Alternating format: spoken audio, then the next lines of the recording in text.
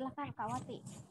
Oke, terima kasih Kak Lulu, terima kasih teman-teman semua yang sudah hadir di acara hari ini. Senang sekali karena ternyata sambutannya juga luar biasa ya, teman-teman mau meluangkan waktu siang-siang begini saat liburan gitu ya, tapi malah join bersama kami demi demi berbuat sesuatu sebenarnya sih, karena kembali lagi seperti yang tadi ditanyakan Mbak Lulu ya, kenapa sih kok sampai membuat board game Aku Anak Berani Lindungi Tubuhku. Dan ini ada dua tokoh yang saya tampilkan, ada Tote dan ada Lala. Mungkin teman-teman yang follow Instagram saya sempat posting tentang Tote Lala gitu ya. Tote Lala berasal dari kata tolak, teriak, lari, lapor. Dan itu sebenarnya saya buat bertiga gitu ya sama Mas Adi sama Mas Kris.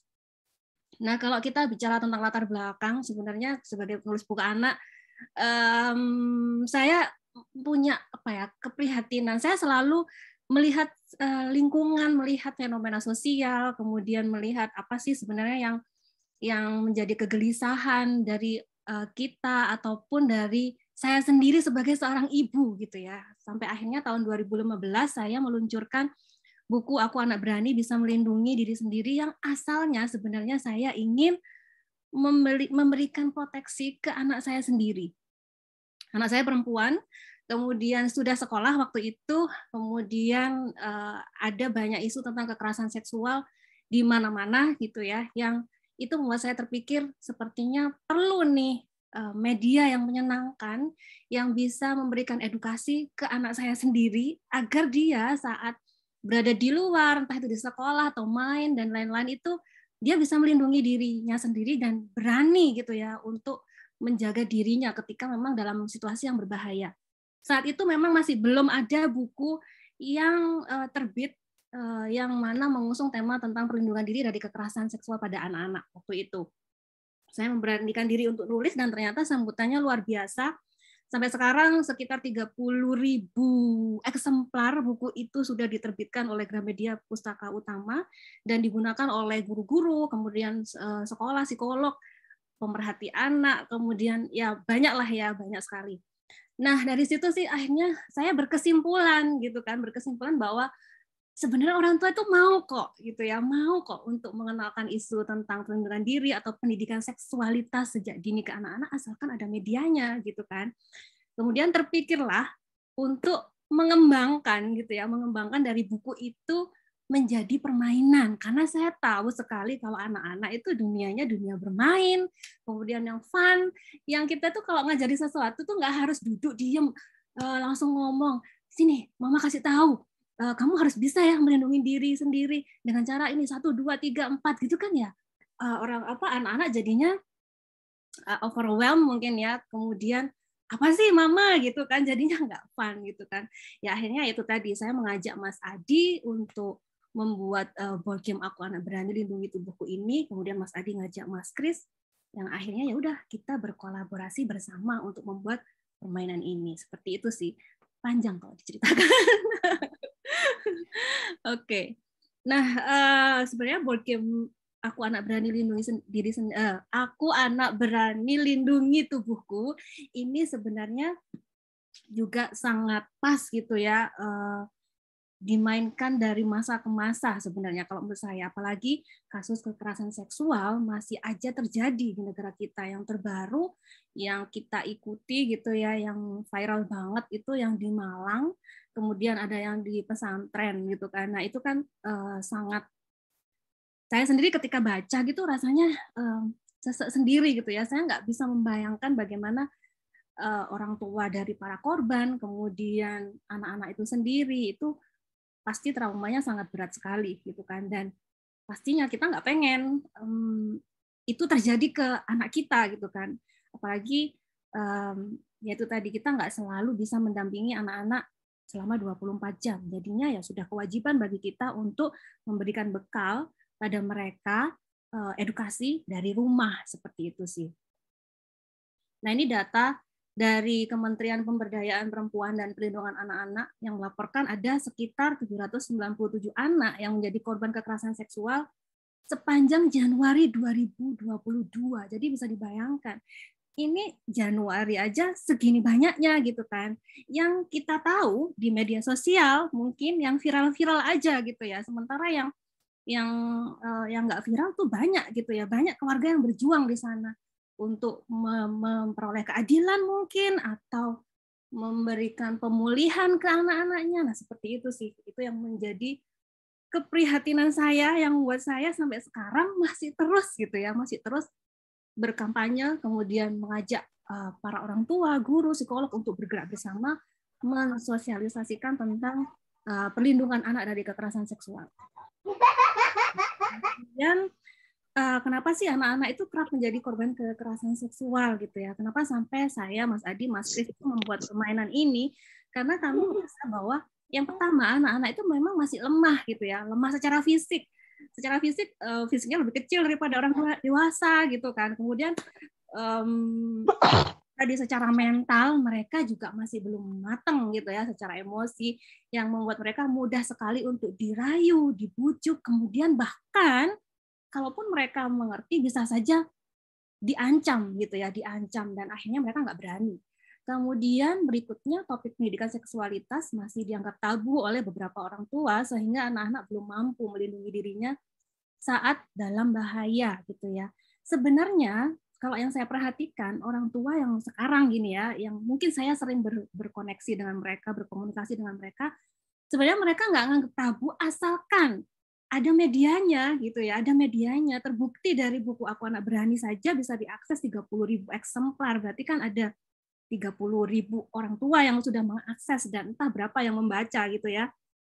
Ternyata mereka mau kok, asalkan ada medianya. Jadi nggak sampai kepleset ngomongnya, nggak sampai salah menyampaikan batasannya ini sampai mana. Mereka tuh jadi tahu, jadi ada apa ya, ada media itu jadi mempermudah mereka ketika menyampaikan itu ke anak-anak itu. Kemudian terjadi kasus bahwa anak itu tidak melapor karena takut, bingung, malu atau merasa bersalah karena memang selama ini anggapan di masyarakat masih korban itu kadang disalahkan gitu ya. Jadinya yang mereka akhirnya takut untuk melapor seperti itu. Ini yang menjadikan anak-anak kerap menjadi korban dalam kekerasan seksual. Nah, kembali lagi sebagai orang tua, saya sebagai ibu gitu ya, mencoba berempati juga ke teman-teman semuanya yang ada di sini gitu ya. Kita tuh nggak selalu bisa mendampingi anak 24 jam penuh, itu nggak bisa. Apalagi sekarang anak-anak sudah masuk secara offline, kemudian sudah main lagi. Ini anak saya aja sekarang sudah sedang main bersama teman-temannya gitu ya. Jadinya saya mengakui saya nggak mungkin akan proteksi anak saya, menyediakan lingkungan yang steril untuk anak saya, itu nggak mungkin. Yang bisa saya lakukan adalah memberikan pendampingan, memberikan edukasi, dan edukasi yang terbaik itu adalah dari keluarga gitu ya. Kemudian yang ini tadi karena orang tua butuh media untuk menyampaikan pendidikan seksualitas ataupun perlindungan diri dari kekerasan ke anak-anak, akhirnya ya saya, Mas Adi, Mas Kris menghadirkan board game Aku Anak Berani Lindungi Tubuhku, yang harapannya permainan ini menjadi media yang menyenangkan untuk mengenalkan perlindungan diri dari kekerasan seksual pada anak-anak seperti itu. Nah, ini bentuknya seperti ini board game-nya. Jadi board game-nya itu ada dua versi. Yang pertama itu versi yang small atau ukuran S ya, berupa kartu-kartu seperti ini. Kemudian ada juga bentuknya yang raksasa, yang itu bisa dimainkan oleh komunitas, oleh sekolah, di rumah pun sebenarnya bisa juga. Karena ini mudah banget sih untuk dimainkan, digelar gitu ya, dimanapun dan kapanpun seperti itu. Penjelasannya seperti apa permainan ini nanti akan dijelaskan oleh Mas Adi dan Mas Kris. Oke. Kemudian apa sih sebenarnya manfaat board game Aku Anak Berani Lindungi Tubuhku ini? Yang pertama, setiap pemain mengetahui dan mengingat bagian tubuh yang harus dilindungi. Jadi memang fokusnya permainan ini mengenalkan itu tadi 4 area tubuh yang harus dilindungi oleh anak-anak dengan cara yang menyenangkan, dan mereka harapannya bisa mengingat ya, bisa mengingat dengan mudah. Kemudian kalau kita main bersama-sama pastinya kan lebih secara emosional juga lebih dapat seperti itu. Kemudian yang kedua, melatih gerak dan refleks pada anak-anak. Kenapa ini penting? Ternyata ketika dalam bahaya gitu ya, ketika dalam bahaya, jangankan anak-anak ya, orang dewasa ketika dihadapkan situasi yang berbahaya, ternyata kita cenderung mematung gitu ya, atau nge-freeze gitu kan. Karena kalau orang Jawa ngomongnya tuh ketenggengen ya Mbak Lulu. Bener nggak sih? Ya, ya. Orang Jawa itu seperti itu, ketenggengan. Nggak tahu nih kalau ada yang di luar Jawa, aku nggak tahu bahasa bahasa daerahnya tuh apa. Yang intinya tuh kita ketika dihadapkan dalam situasi yang berbahaya, ternyata kita nggak langsung responsif melakukan hal-hal yang bisa melindungi diri kita. Entah itu lari, entah itu teriak, entah itu minta tolong, dan lain-lain. Ternyata itu susah sekali. Nah, dengan board game ini, harapannya anak-anak bisa melatih gerak dan refleks yang ternyata itu berhubungan juga ketika kita dihadapkan dalam situasi berbahaya, kita jadi lebih terlatih loh. Salah satu cara untuk melatih kesiagaan itu dengan cara melatih motorik pada anak-anak seperti itu.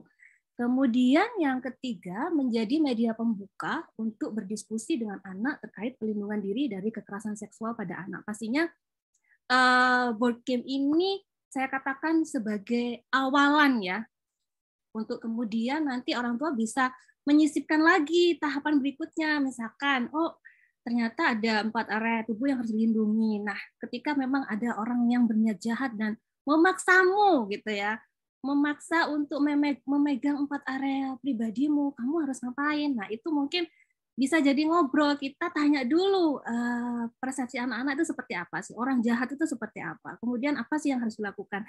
Jadi kita nggak langsung memberitahu ya jawaban-jawabannya, tapi kita buka dengan diskusi seperti itu. Kita apresiasi juga jawaban-jawabannya. Nah itu sih, jadi skill komunikasi dan diskusi juga perlu perlu diasah sebenarnya. Tapi nggak apa-apa.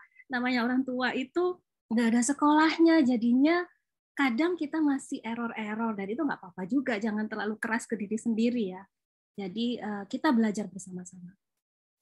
Kemudian siapa sih yang bisa memainkan board game Aku Anak Berani Lindungi Tubuhku ini? Yang pertama adalah pastinya anak-anak ya, anak-anak usia remaja, anak-anak usia 6+, kemudian remaja, orang tua, guru, pemerhati anak, dan lain-lain. Kok bisa sampai orang dewasa